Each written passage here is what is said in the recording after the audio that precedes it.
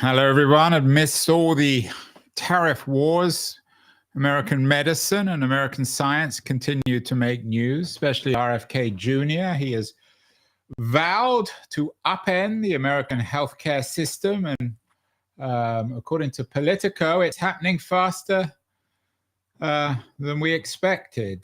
He's endorsed the MMR vaccine, which isn't making a lot of his supporters particularly happy, the anti-vax crowd. He claims that the measles outbreak, the curve is flattening in Texas, although not everyone might agree. And on his road show, he is making Make America Healthy Again goals central in the presentation. One man who's been carefully watching RFK Jr.'s roadshow, literally and metaphorically, is my guest today.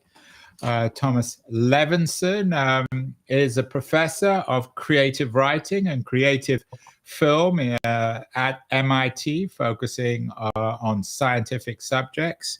The author of many impressive, well-reviewed books. His latest book, which is out at the end of the month, end of April, is So Very Small. And Tom Levenson is joining us from Hampstead, where he is enjoying the heath. As a good scientist, Tom, when you go on the heath, does that make you appreciate nature more?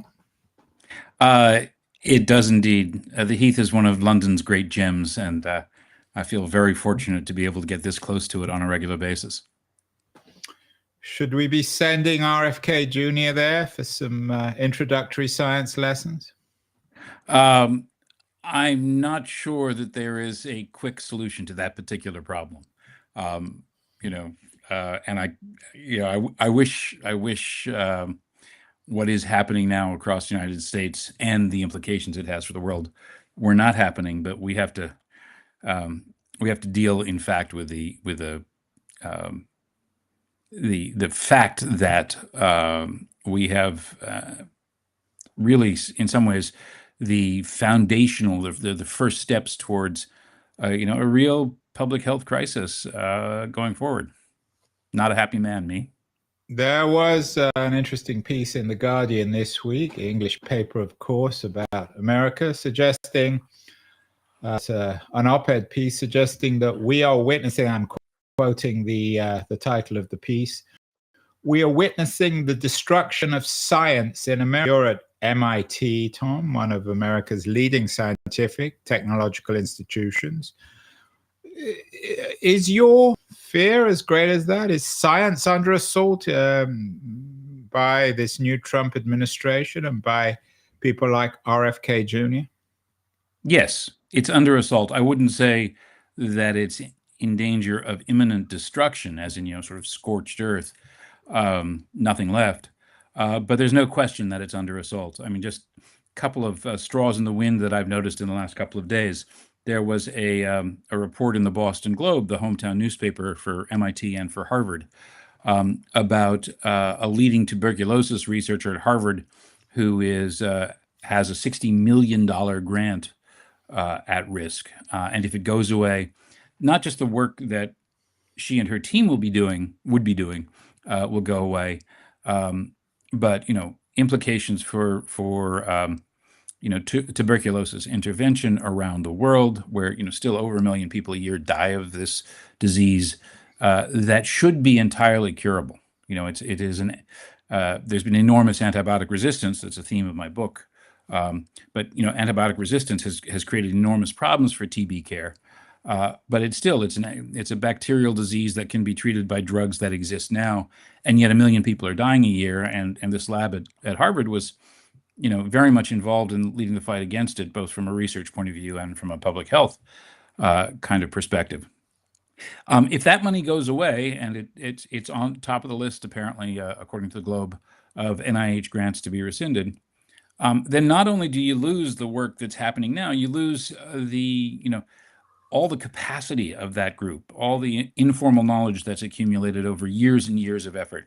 And you don't rebuild, if the money goes away and people scatter, they'll carry their knowledge with them in their heads as they go elsewhere, but the core of sort of the embedded culture of that laboratory goes away, and you don't rebuild that. And even if the money came back 2 months from now, you don't rebuild that instantly. It takes a long time, and that's the kind of thing that's happening. Another, an MIT colleague of mine just posted on Blue Sky today that an R1 grant that was supposed to be reviewed in February was bumped when those review plans were upended early in the Trump administration. It was supposed to be reviewed this week, and she just got notice that there was a minor paperwork problem, and that her grant would not be reviewed again. And this is a slow walking way to squeeze funding, and the same thing obtains. This is again a really significant, productive lab led by an internationally renowned scientist. I'm not going to name details because I don't want to create further problems.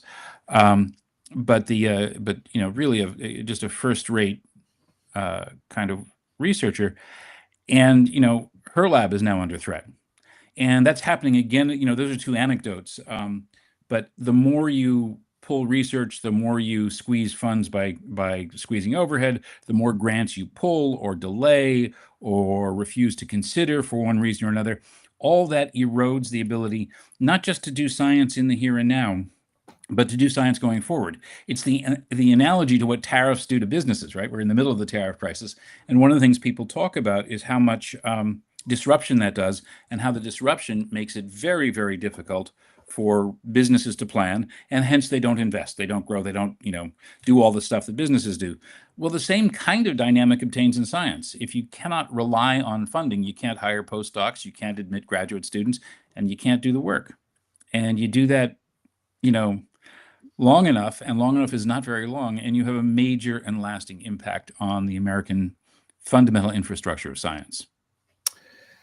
Tom, I'm not sure if you've had a chance to look at a new book by Ezra Klein and Derek Thompson. I think Derek Thompson writes at The Atlantic. Klein is well known as a New York Times writer, both progressives. And in the book, they talk about the need for American innovation. They suggest that the NIH and a lot of these large scientific research institutions generally are very conservative and don't reward, shall we say, dangerous innovation, real risk-taking. Is there any truth that I'm certainly not justifying what Trump is doing to the NIH, but would it be fair to say that a lot of these large scientific institutions in the United States certainly aren't perfect and require a degree of reform?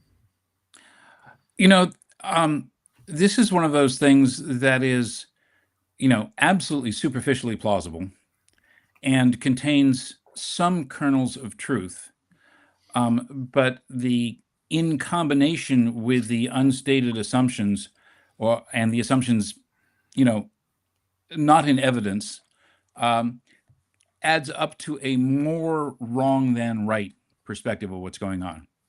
Yes, there is an enormous problem in American science funding, official federal science funding.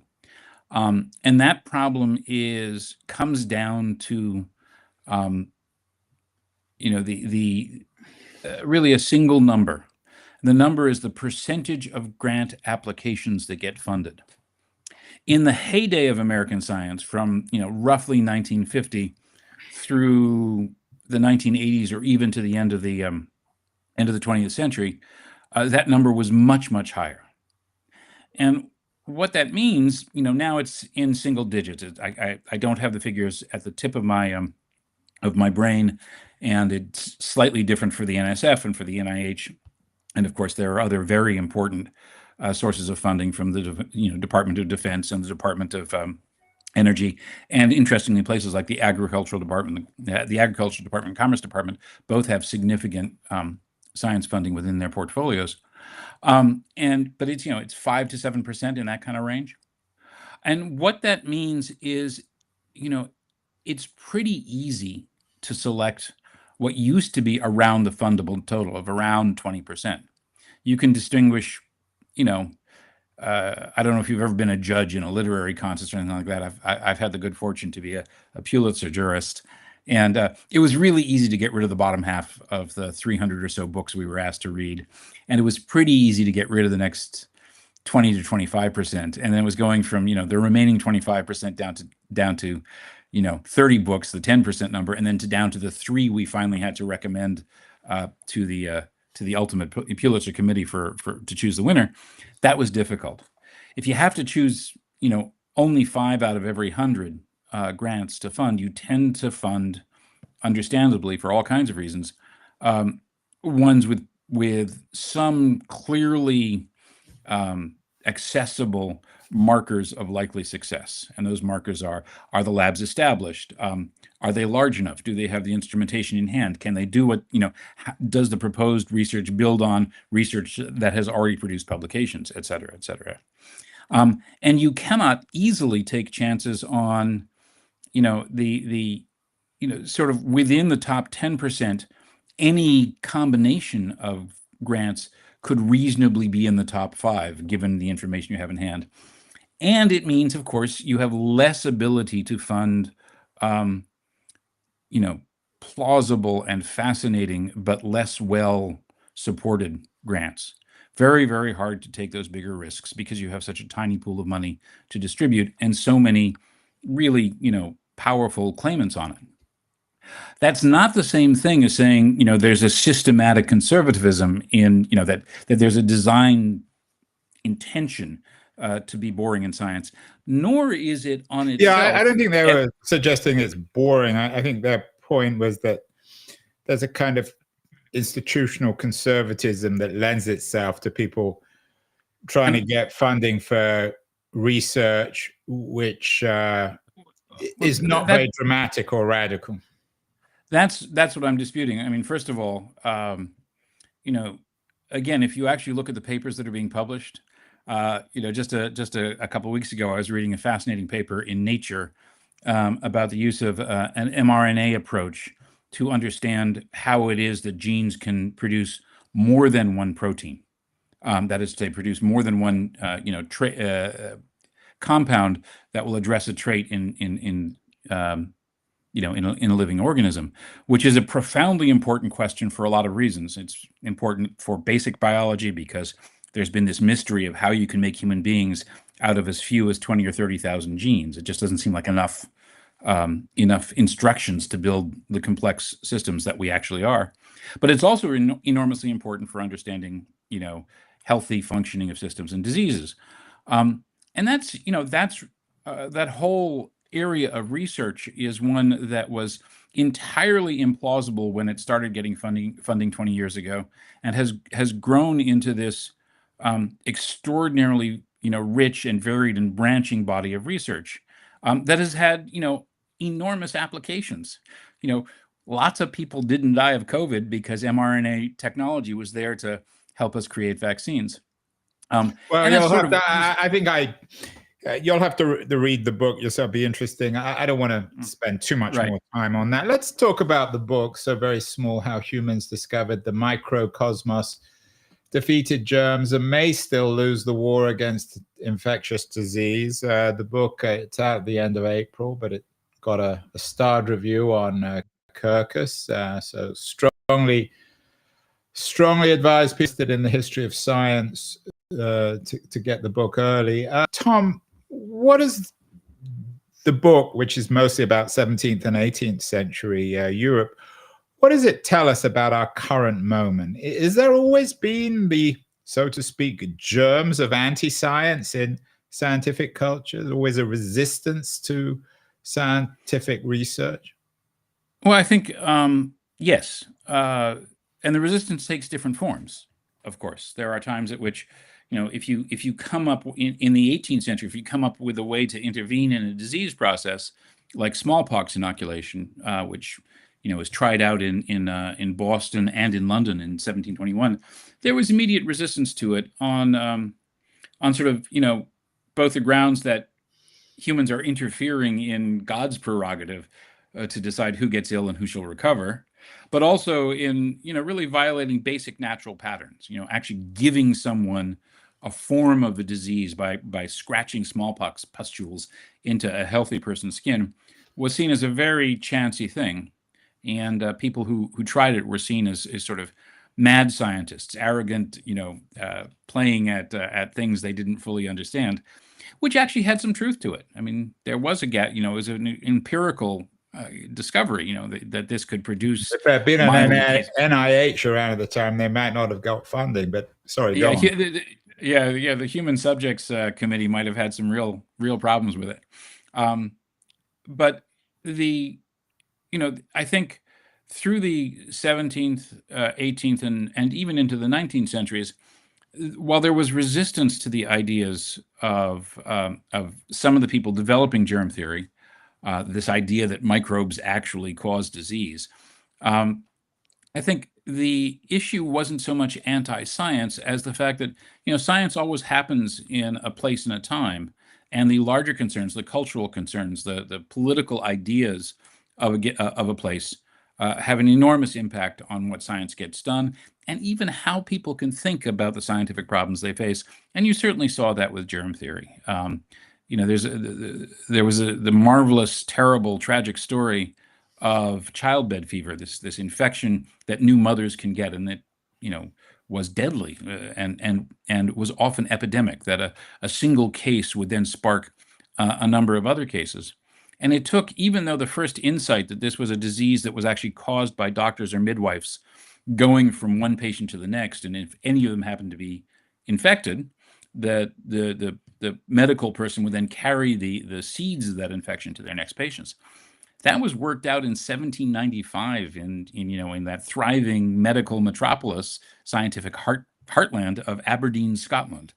No disrespect to Aberdeen, but it's not so famously. You mean that, ironically, to quote a very famous 17th century Englishman, Thomas Hobbes, back then life really was, and it wasn't in a state of nature, nasty, brutish, and short, wasn't it? It very much could be. I mean, and one of the things that, just to skip ahead to the end of the book, I hope people take away from it is, it's only been roughly half a century, 70 years to 50, 50 to 70 years, that the development of vaccines against the common childhood diseases have given us freedom from the fear as parents that our kids will die before the age of 5. Back in the 17th and 18th century, say a third, maybe as much as a half in certain circumstances, of all children born would be dead by the time they were 5 in places like England and the colonial empire in America, and then the country. Which was the most advanced part of the world at that point, at least. Yes and no. I mean, they had different standards of hygiene, for example, in parts of the Far East that actually made a difference to their public health. So there's a certain cultural bias that comes as we assess the degree of advancement. But yes, I mean, certainly that was where the scientific revolution was happening, and still all those children were dying every year. It was quite remarkable. And it's only been a very short time, living memory. I mean, I caught rubella, German measles, because I was born just before that vaccine became available. 5 years later, and I wouldn't have had that miserable week and the danger of the lifelong complications. Well, what do you make of the latest controversy about Texas measles? Is this part of a broader problem, or is this just a storm in the teacup? Oh, I think it's very much a broader problem. I mean, the anti-vaccine movement was very much on the fringes in the 80s and 90s. And then Andrew Wakefield, with his retracted and discredited paper associating vaccines with autism, came along in the late 1990s. And that was the catalyst for a revival, not the origin, but a revival of anti-vaccine sentiment that has become really widespread, I think. The fact of the matter is, despite Kennedy's belated endorsement of the MMR vaccine, this comes after saying, no, you should have vitamin A and other stuff. He tried to discount the vaccine for quite some time, even in the midst of this outbreak. The fact that kind of perspective, and a person who chaired an anti-vaccine organization for many, many years, is now the most important public health, the leader of American public health and medical research, tells you that this is not a flash in the pan. This is a big deal, and it's really scary. As I said at the beginning, you are a professor of creative writing, comparative media studies at MIT. A lot of the scientific writing, Tom, again, don't need me to tell you this, is incomprehensible to non-scientists. Do you think one of the problems, one of the issues in the way in which the anti-vaxxers seem to have acquired a degree of credibility, which I certainly don't believe they should have, I'm assuming you don't, is because of their ability to communicate. And science needs to also speak the broader language of the non-scientific community, which of course in some ways is what you're doing in your history of microbes in so very small.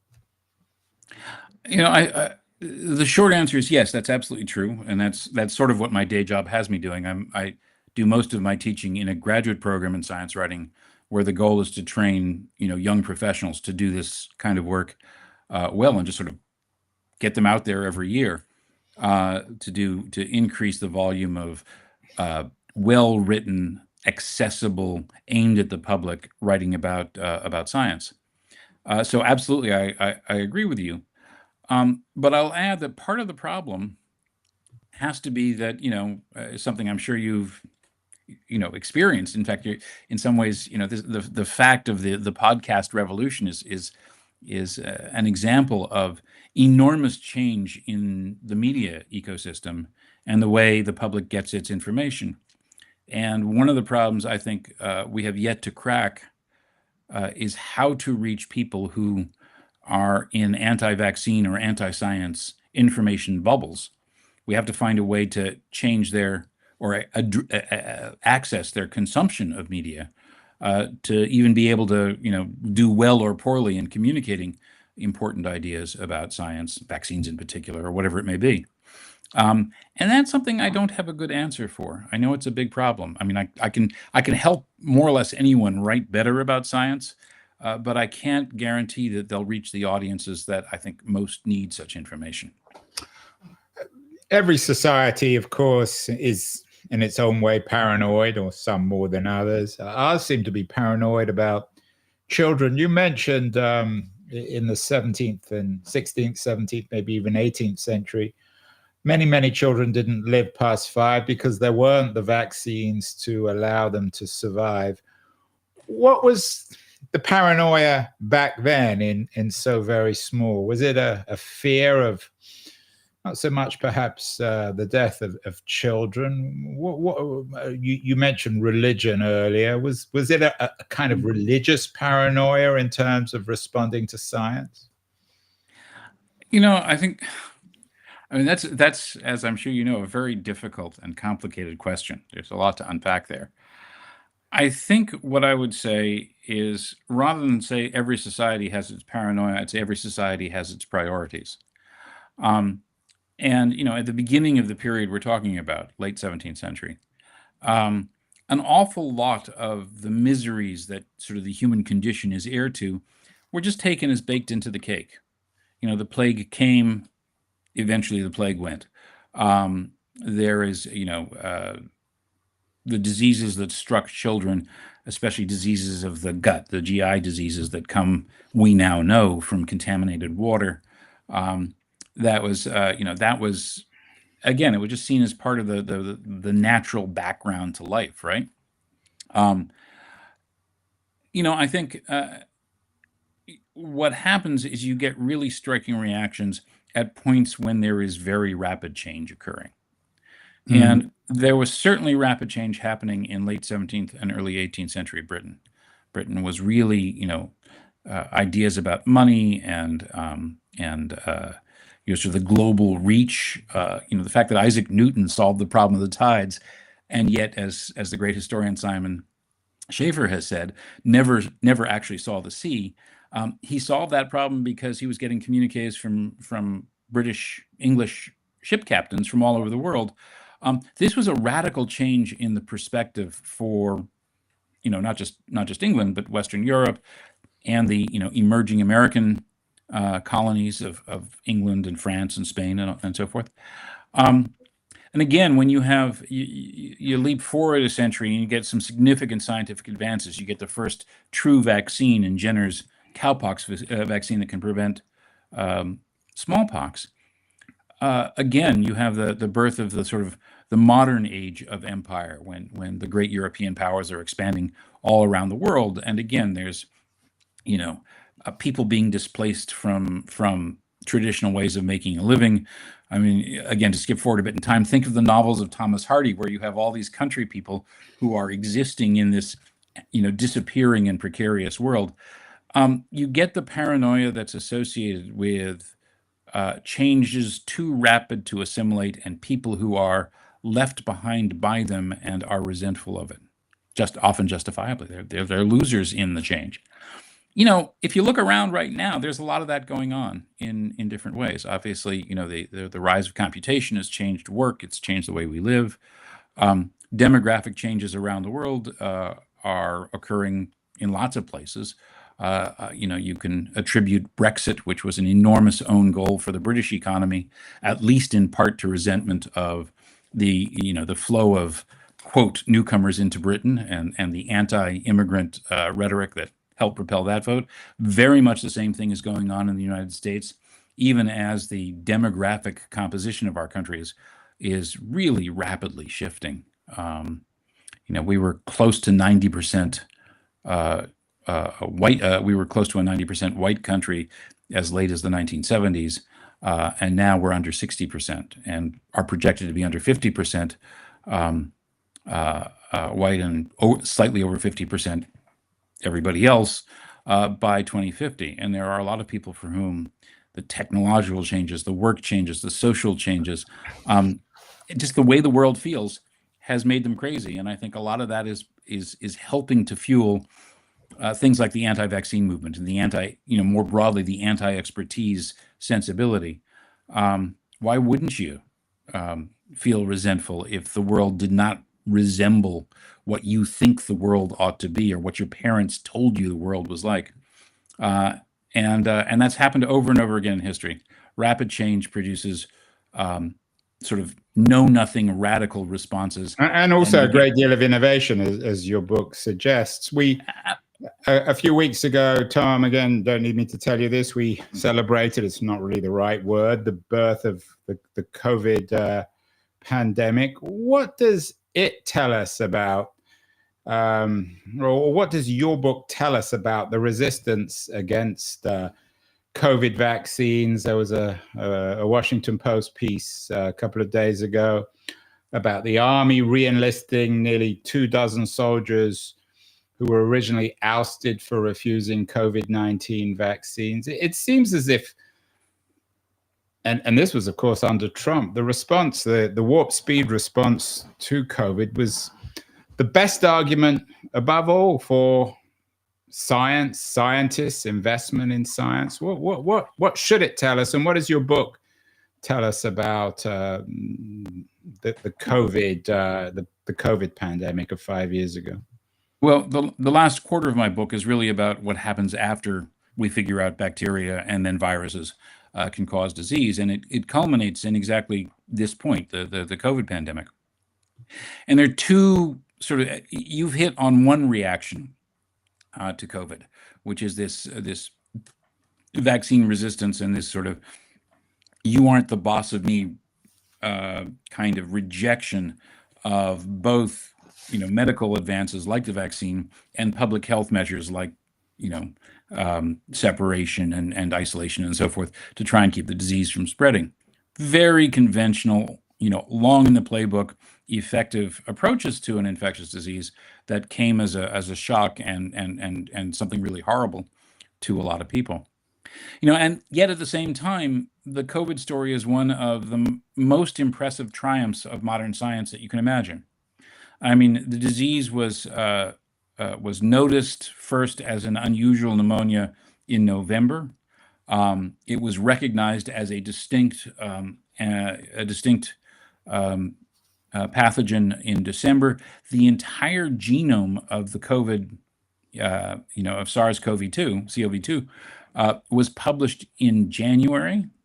something like 3 or 4 weeks after the disease was identified as a distinct disease. That's really fast. And by April, 2 companies had working designs for vaccines that would mitigate the impact of an infection with SARS-CoV-2. There were actually 5 designs. 2 of them paid out. And by the autumn, I mean, this was, one of the amazing things is this was one of the few true unequivocal accomplishments of the first Trump administration.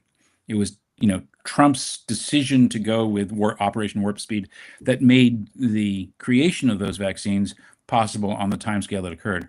Less than a year from the identification of the disease to the production of a functional and effective vaccine. That's unprecedented. That's unbelievably fast.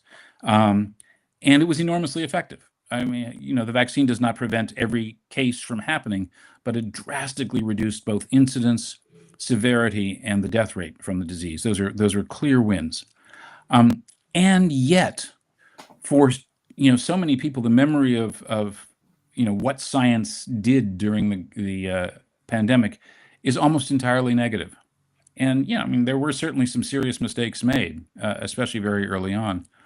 But you look at the accomplishment involved and the degree of human suffering prevented by that work. There is a disjunction in society between what we are capable of doing and the degree to which we honor and value that. Yeah, a lot of people, of course, view Anthony Fauci as a hero. Others see him as a villain. Were there equivalent senior scientists in so very small in your book about how humans discovered the microcosmos? So the scientists always been divisive figures, senior scientists?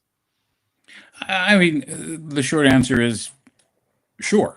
There have been divisive scientists through much of the history of science, and sometimes the divisions were kind of trivial, or were really were proxies for other disputes going on. I mean, if you think of Albert Einstein being held up as an example of pernicious Jewish science in Germany in the 1930s, well, yes, Einstein is a divisive figure in that setting, but the argument isn't really about science. It's about something else altogether. But, in the course of sort of getting to germ theory, sometimes what people said about the way, diseases were transmitted directly affected both people's pre-existing ideas about disease and sometimes social, really things that were purely social hierarchies or settled systems. So, for example, when you have the identification of cholera with some initially unidentified germ in the water, this is the great story of John Snow taking away the pump handle of a pump that was attached to a water source that was contaminated with cholera and stopping an outbreak in London. There's a lot of myth in that story, and I go into that in the book, but he was, despite the fact that he was absolutely correct and had not just that one example, but multiple different demonstrations of the truth that cholera is a waterborne disease that can be prevented by, no vaccine necessary, simply by creating, pure uncontaminated water supplies. That was opposed by the medical establishment. It was opposed, there was a argument in Parliament and financial interests that were involved on either side of what would have been the actions to resolve that lined up, and Snow was in some senses a divisive senior scientist, despite the fact that he was highly respected. He was the anesthesiologist to Queen Victoria. He was absolutely right. The Tony Fauci of his of the 17th century. Finally, 19th century. One of the issues, of course, about COVID is there's still the pandemic's gone away, but still people are suffering. You have this problem of long COVID, something wrong with my brain, how it leaves a mark on some people's cognition. Was this true also in your history, that people assume that science should simply get rid of disease and there would be nothing left? But are there always, if not long COVID, are there always going to be issues? Do we expect, oddly enough, given all the critiques of science, do we also expect too much of it? I think absolutely yes. And the mechanism by which we expect too much of it um, is can be seen really in the example of antibiotics, another theme in the latter part of my book. Antibiotics were the great Promethean gift of the 20th century. By the time you get to the end of World War II and penicillins come along the line, and there's sulfa drugs, and there are a whole bunch of new antibiotics that emerge in the next 2 years, it appears that infectious disease, the single greatest killer of humankind throughout our history, has been defeated. We can put draw a line under it and enjoy, expect to enjoy the weddings of our grandchildren, which is not something that any human being could have said before, roughly, with certainty, before sometime in the early 20th century or the late 19th century, something like that. But right now that's no longer as true as it was. There's antibiotic The problem these days, Tom, I don't know if you've got any kids or grandchildren, is that they're not getting married now anyway. So we may have to live forever. I've got a 24-year-old son, and I know what you're talking about. But if you look at antibiotic resistance, the loss of our ability to count on these drugs to get rid of infections that were entirely curable, 5 years, 10 years, 20 years ago. I mean, TB was an easy course of streptomycin, I believe, and it was a strep. I can't remember which drug it was that knocked it out, but it was easy to cure in the 1960s, and now in many cases it's intractable. It's multiply or extremely drug resistant. And that's happened not because the science of antibiotics changed, got less effective, that the mechanisms by which these drugs work were suddenly not there anymore. It changed because we made a bunch of social choices, not medical or scientific choices, about how we deploy these, new possibilities in the world, use them for, feed for cows or chickens, use them indiscriminately in cases where they aren't effective, and so forth. And, microbes get a vote. They learned how to resist these drugs, and now we're in a predicament. We're in a pickle. Well, we're in a less of a pickle, Tom, because we have erudite men like yourself with their histories of science, so very small, how humans discovered the microcosmos, defeated germs, and may still lose the war against infectious disease. You not only a writer, you teach this stuff. It's important to have enlightened figures like yourself and enlightened books. Congratulations on the book. It's out, at the end of the month? Indeed. In the U.S. on April 29th, in England and in Great Britain on May 1st. And I'll just say that pre-orders are always a book's and an author's best friend. Yeah, well, it definitely, it's getting great reviews already. It was starred on Kirkus, an important book for anyone interested in the history of science and in vaccines in particular, so relevant in our age of RFK Jr. and paranoia about vaccines. Tom, congratulations on the new book. Enjoy London, and we'll have you back on the show as the RFK Jr. age plays out. Thank you so much. Thank you.